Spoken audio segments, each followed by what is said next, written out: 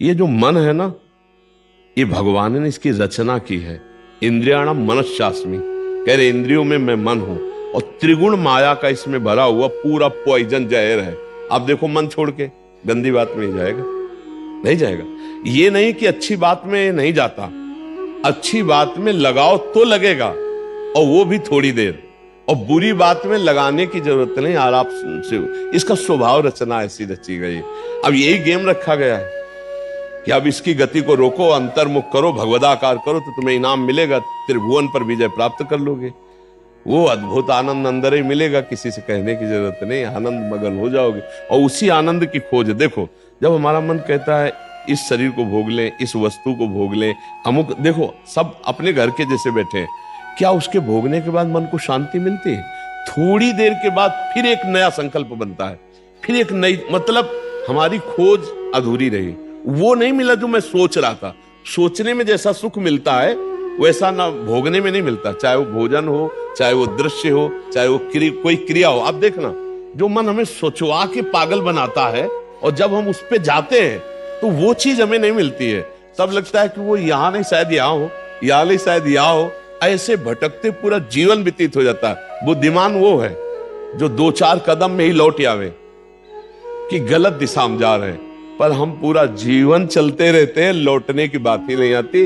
और यहां तक कि शरीर वृद्ध हो जाता है, इंद्रियां काम नहीं करती, पर मन वैसे ही सलाह करता रहता है। फिर भी नहीं सोच पाता कि चलो अब हुआ पूरा जीवन की शाम, अब तो राधा राधा जब कर अपना काम बना ले।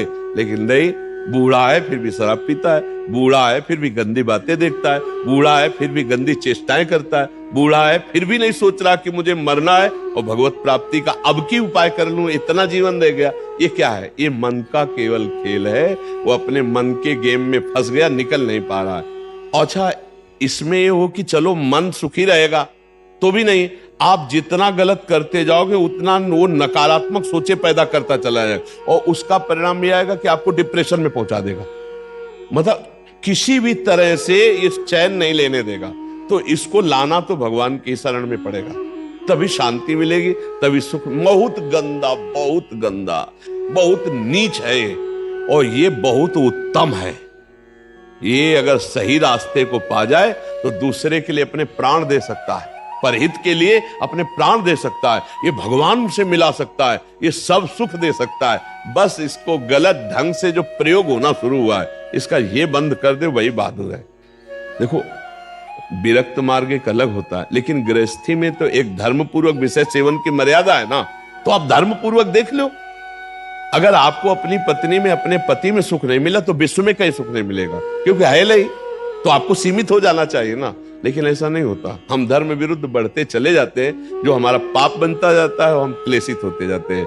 इसलिए हमें लगता है बहुत अच्छे अभी सत्संग के प्रभाव पड़ रहे हैं, तो हम निकल चले गंदी बातों से, हम निकल चले इस माया के फसाव से।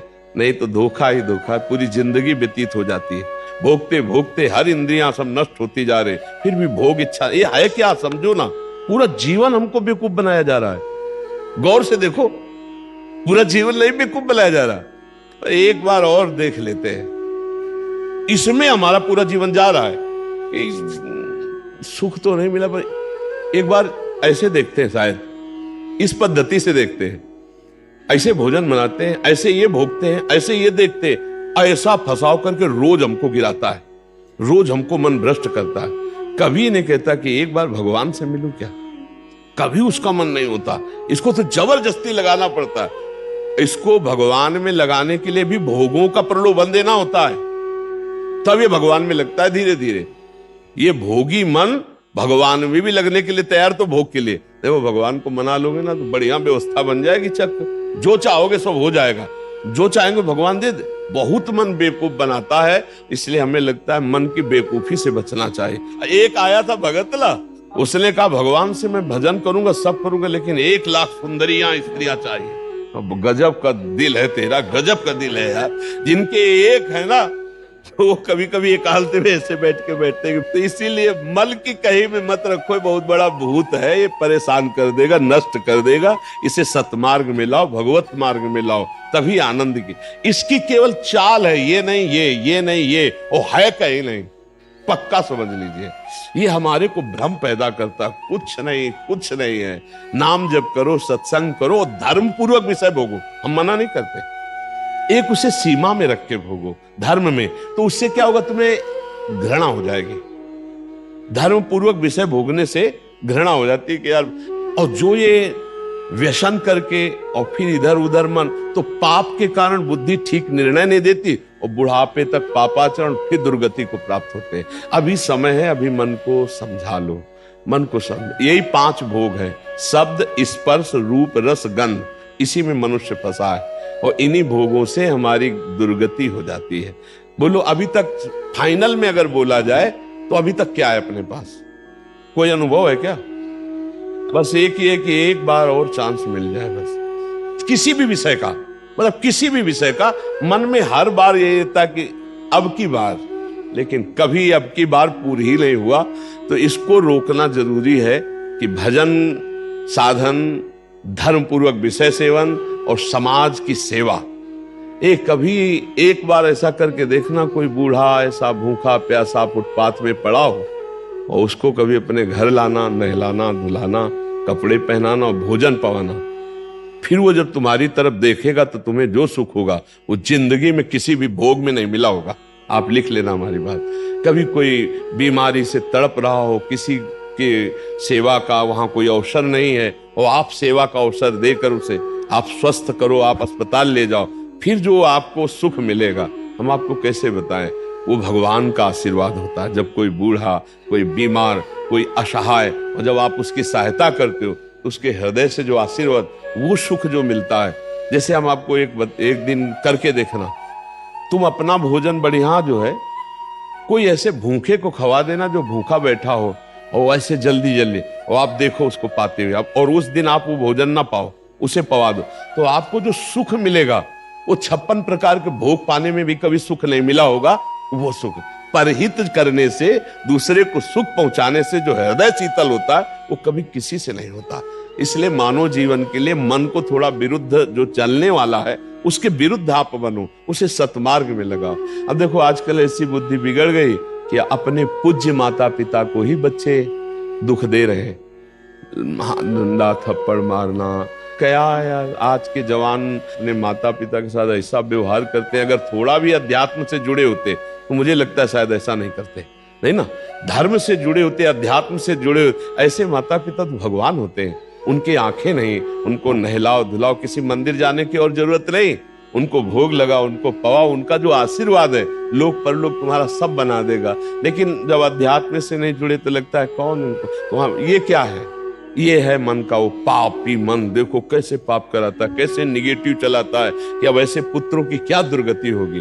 तो कभी अगर ऐसा अवसर किसी को मिले कि कोई फुटपाथ में ऐसे तड़प रहा हो तो आपको जरूर लगेगा कि काहे को बोझा ले, लेकिन आप उसका अगर बोझा ले लिए तो भगवान तुम्हारा बोझा ले लेंगे। जन्म जन्मांतरों के पाप नष्ट हो जाते हैं जब ऐसे दीन दुखी आशीर्वाद देते ना, उसे भगवान का आशीर्वाद समझना। और जब माता पिता अंदर से साफ देते ना कि भोगोगे, तो फिर भगवान भी नहीं टाल पाते, फिर भोगना पड़ता है। इसलिए धर्म से चलो, किसी का अपराध मत करो, गंदी बातों में मन को न जाने दो, खूब नाम जप करो, यही मनुष्य जीवन का लाभ लो। मनुष्य जीवन एक दिव्य जीवन है, इसका एक दिव्यता का लाभ है। यार देखो, अगर हम ना चाहे तो पूरी बाजार से निकल जाए कोई सामान दुकान की आके हमारी लिपट थोड़ी जाती है। हम जहाँ खड़े होंगे, जहाँ खरीदेंगे, वही जो वस्तु हमें मिलेगी। तो अगर हम निश्चय कर लिया कि मुझे मांस नहीं खाना, मुझे शराब नहीं पीना, मुझे पराई माता बहनों की तरफ गंदी दृष्टि नहीं करनी, तो मुझे कौन गिरा देगा? अब सोचो, हमारे निश्चय में कमजोरी, तभी हम डरते हैं कि कहीं गिर ना जाए। ऐसे कैसे?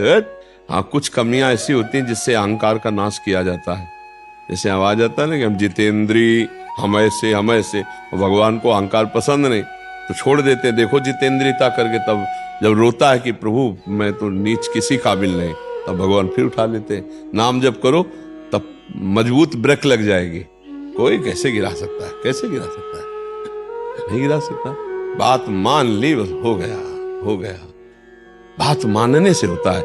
देखो, हमारी बात ना मानो, कंठी बंधवा लो, तिलक लगा लो, सब कर लो, कल्याण नहीं होगा। हमारी बात मान लो, कल्याण हो जाएगा। बात मानने का चेला होता है ये कोई सांसारिक थोड़ी कि भैया जैसे सांसारिक संबंध होते हैं ऐसे गुरु शिष्य का संबंध आज्ञा पालन से होता है। गलत नहीं करूंगा, जैसा कहोगे वैसा चलूंगा। अब आपने कह दिया, अब ये नाम जप करूंगा, बस हो गई बात। बात ये है कि हमको अब महत्व कर लेना है। अरे बोले ऐसे कह दिया था सिया राम राम राम जपो, तो गुरु मंत्र तो मिला नहीं। तो कभी गुरु मंत्र मिल भी जाएगा तो लाभ नहीं मिल पाएगा, क्योंकि आपको संत वचन गुरु के वचन पर विश्वास ही नहीं हुआ। गुरु के वचन प्रतीति न जेहि, फिर स्वप्न में भी लाभ नहीं मिल। मान लिया हो गया हमारा सब कुछ, अब हम राम नाम जप करेंगे, अच्छे आचरण से चलेंगे तो यही नाम आपको बल दे देगा। जो आप कहते हो ना कि ऐसा बल कैसे आए, इसी नाम से आता है बल। माया पर जीतने का जो बल है वो भगवान की कृपा से, उनके नाम बल से आता है। देखो नाम में इतनी सामर्थ्य, भगवान को अधीन कर लिया। सुमीर पवन सुत पावन नामो अपने बस कर राखे, फिर और क्या काम क्रोध को